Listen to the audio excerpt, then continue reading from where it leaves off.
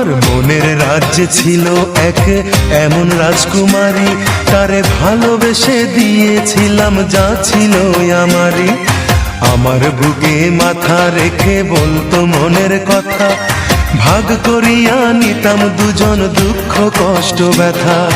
আমি শুধু ছিলাম যে তার প্রেমেরই পূজারি, তার ভালোবাসা করলো আমায় পথেরই ভিখারি। তার কত ভালোবাসি জানে না রে জগৎবাসী, জানে অন্তর্যামী। যখন তোমার কেউ ছিল না তখন ছিলাম আমি, এখন তোমার সব হয়েছে পর হয়েছি আমি। যখন তোমার কেউ ছিল না তখন ছিলাম আমি, এখন তোমার সব হয়েছে পর হয়েছি আমি।